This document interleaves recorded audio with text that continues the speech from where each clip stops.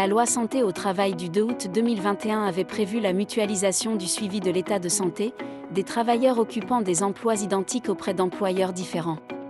Un décret publié au journal officiel du 1er juillet 2023 permet l'entrée en vigueur du dispositif à compter du 2 juillet 2023.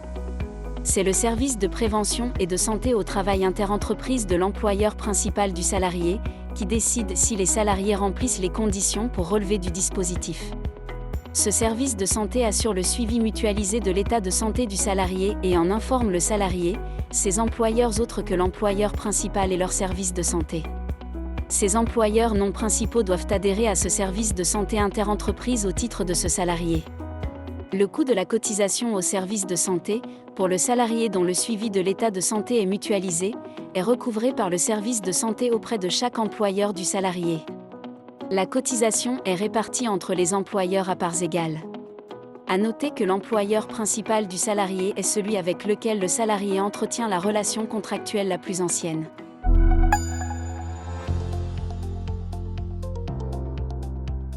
L'indemnité perçue par le preneur d'un bail commercial n'est pas soumise à la TVA, si elle a pour objet de réparer le préjudice subi du fait de la résiliation anticipée de son bail.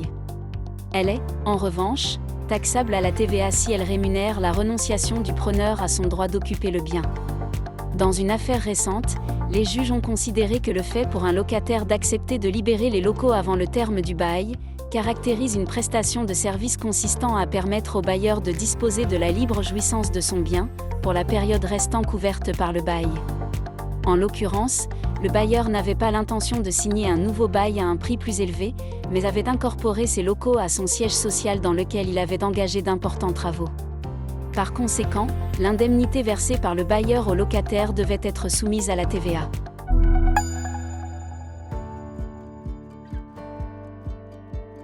Le vendeur professionnel est présumé connaître les défauts de l'objet vendu, sans preuve contraire possible. Et l'acheteur qui fait jouer la garantie, due par ce vendeur peut lui demander en sus réparation de ses préjudices. Un défaut se déclare au niveau du moteur d'un tracteur vendu par un professionnel à une entreprise pour l'exercice de son activité.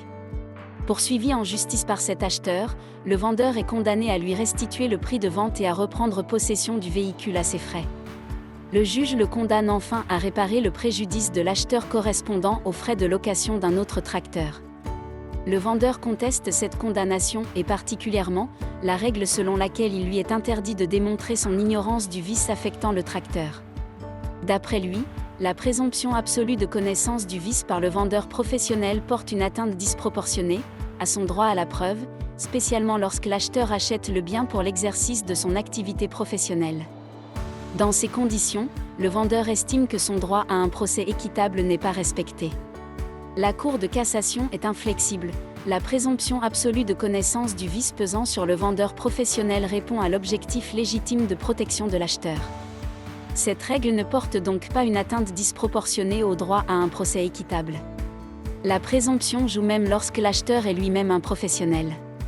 Au cas présent, l'acheteur a donc bien droit, outre la restitution du prix, à l'indemnisation de tous ces dommages.